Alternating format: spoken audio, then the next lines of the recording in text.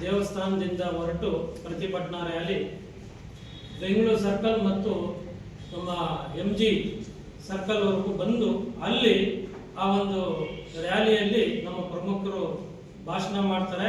ತದನಂತರ ನಾವು ರಾಷ್ಟ್ರಪತಿ ಮತ್ತು ಪ್ರಧಾನಿ ನರೇಂದ್ರ ಮೋದಿ ಅವರನ್ನ ಮನವಿಯನ್ನು ಸಲ್ಲಿಸಲಿದ್ದೀವಿ. ಸುಮಾರು ನಮ್ಮ ಒಂದು ಅನಿಸಿಕೆ ಏನು ನಮ್ಮ ಹಿಂದೂಗಳಿಗೆ ಆಘಾತ ಆಗಿದೆ, ಇದೊಂದು ದೊಡ್ಡ ಆಘಾತ. ಇದು ನಾವು ಸನಾತನ ಧರ್ಮವನ್ನ ಸಹನೆ ಸಹಬಾಳ್ವೆಯಿಂದ ನಾವು ನೋಡ್ಕೊಂಡು ಬಂದಿದ್ದೀವಿ. ಇದೇ ಎಲ್ಲ ಒಂದ್ ಕಡೆ ನಮ್ದು ವೀಕ್ನೆಸ್ ಅನ್ನಿಸ್ತಾ ಇದೆ. ನಾವು ಹಿಂದೂಗಳು ಯಾವಾಗ ಸಹನೆ ಸಹಬಾಳ್ವೆಯಲ್ಲಿ ಹೋಗ್ತಾ ಇದ್ದೀವೋ ನಮ್ಮ ವಿರೋಧಿಗಳು ಅದನ್ನ ವೀಕ್ನೆಸ್ ಮಾಡ್ಕೊಂಡಿದ್ದಾರೆ. ನಮ್ಮನ್ನ ನಾವು ಕೆಲವು ಯುದ್ಧಗಳಲ್ಲಿ ನೋಡ್ತಾ ಇದ್ದೀವಿ. ಶ್ರೀಕೃಷ್ಣ ಪರಮಾತ್ಮ ಅರ್ಜುನನಿಗೆ ಬೋಧನೆ ಸಹನೆಯಿಂದನೇ ಬೋಧನೆ ಮಾಡಿ ಆ ಸಹನೆಯಲ್ಲೇ ಯುದ್ಧವನ್ನ ಎಲ್ಲೋ ಒಂದು ತಂತ್ರಗಾರಿಕೆ ಶ್ರೀಕೃಷ್ಣ ಪರಮಾತ್ಮ ಅರ್ಜುನನಿಗೆ ಹೇಳಿದ್ದಾರೆ. ಅದೇ ರೀತಿ ನಮ್ಮ ಸನಾತನ ಧರ್ಮ ಸಹನೆ ಸಹಬಾಳ್ವೆಯಲ್ಲೇ ನಾವು ಜೀವನ ಮಾಡ್ತೀವಿ. ಆದ್ರೆ ಎಲ್ಲೋ ಒಂದ್ ಕಡೆ ನಮಗೆ ತಡ್ಕೊಳಕ್ ಆಗದಿರುವಂತ ಶಕ್ತಿ ನಮಗೆ ನೋವನ್ನ ವಿರೋಧಿಗಳು ಕೊಟ್ಟಾಗ ನಾವು ಸಹ ಅದಕ್ಕೆ ತಕ್ಕನಾದಂತ ಉತ್ತರಗಳು ನಾವು ಕೊಡಲೇಬೇಕಾಗುತ್ತೆ. ಅದರಿಂದ ಆ ಒಂದು ಕಾಲ ಬರೋದು ಬೇಡ. ನೀವು ನಮ್ಮ ವಿರೋಧಿಗಳಿಗೆ ಈಗಲೇ ನೀವು ಎಚ್ಚೆತ್ಕೋಬೇಕು.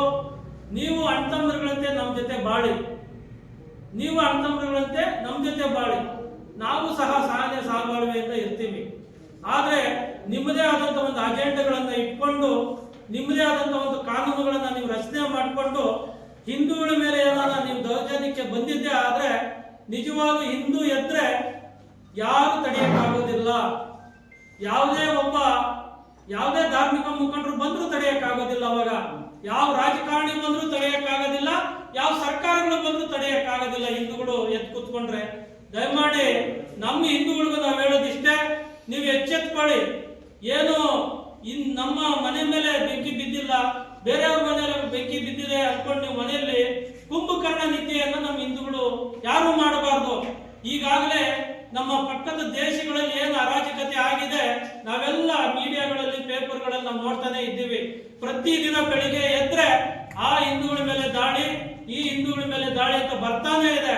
ನಾವು ಮಾತ್ರ ನಮ್ಮ ದೇಶದಲ್ಲಿ ನಾವು ನೆಮ್ಮದಿಯಾಗಿದ್ದೀವಿ. 95 ಕೋಟಿ ಹಿಂದೂಗಳು. ಯಾಕೆ ಗೊತ್ತಾ, ನಮ್ಗೊಬ್ಬ ನಾಯಕ ಇದ್ದಾನೆ, ಆ ನಾಯಕ ರಕ್ಷಣೆ ಮಾಡ್ತಾನೆ ಅನ್ನೋ ಒಂದು ದೃಷ್ಟಿಯಲ್ಲಿ ನಾವೆಲ್ಲ ಭಾರತ ದೇಶದಲ್ಲಿ ಹಿಂದೂಗಳು ನೆಮ್ಮದಿಯಾಗಿದ್ದೀವಿ. ಮುಂದೊಂದು ದಿನ ಭಾರತ ದೇಶದಲ್ಲೂ ಸಹ ನಮ್ಮ ವಿಚಿತ್ರಕಾರಿ ಕೆಲವು ವಿದ್ರೋಹಿ ಶಕ್ತಿಗಳು ಇಲ್ಲೂ ಸಹ ಕಾಯ್ತಾ ಇದ್ದಾರೆ.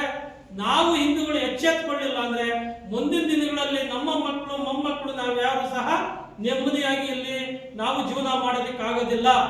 ದಯಮಾಡಿ ಆಗೋ ನಮ್ಮ ಹಿಂದೂಗಳು ನಮ್ಮ ಸಹೋದರರಿಗೆ ಆಗುವಂತಹ ಅನ್ಯಾಯವನ್ನ ನೀವು ಇಲ್ಲಿ ರಸ್ತೆಗೆ ಬಂದು ಇವತ್ತು ಪ್ರತಿಭಟನೆ ಮಾಡಿ ನಮ್ಮ ಹಿಂದೂಗಳು ಒಗ್ಗಟ್ಟಾಗಿ ಒಂದಾಗಿ ನಮ್ಮ ಹಿಂದೂ ಸಮಾಜವನ್ನ ಸನಾತನ ಧರ್ಮವನ್ನ ನಾವೆಲ್ಲರೂ ಕಾಪಾಡಬೇಕು, ಒಗ್ಗಟ್ಟನ್ನ ಪ್ರದರ್ಶನ ಮಾಡಬೇಕು ಅಂತೇಳಿ ನಮ್ಮ ಗೌರಿಬಿದನೂರಿನ ಸಮಸ್ತ ಎಲ್ಲ ಹಿಂದೂ ಬಾಂಧವರಿಗೆ ನಾನು ಮನವಿ ಮಾಡ್ಕೊಳ್ತಾ ಇದ್ದೀನಿ. ಸೋಮವಾರ ಬೆಳಿಗ್ಗೆ 11 ಗಂಟೆಗೆ ಶನೇಶ್ವರ ಸ್ವಾಮಿ ದೇವಸ್ಥಾನದ ಹತ್ರ ನಾವೆಲ್ಲರೂ ಹಿಂದೂ ಬಾಂಧವರು ಪ್ರತಿಭಟನೆಯನ್ನು ಹಮ್ಮಿಕೊಂಡು ಆ ಪ್ರತಿಭಟನೆ ಮುಖಾಂತರ ಸನ್ಮಾನ್ಯ ಪ್ರಧಾನಿ ಮೋದಿ ಅವರಿಗೆ ಮತ್ತು ರಾಷ್ಟ್ರಪತಿ ಅವರಿಗೆ ಮನವಿಯನ್ನ ಸಲ್ಲಿಸೋಣ ಅಂತ ಹೇಳ್ತಾ ಈ 2 ಮಾತನ್ನು ಮುಗಿಸ್ತಾ ಇದ್ದೀನಿ.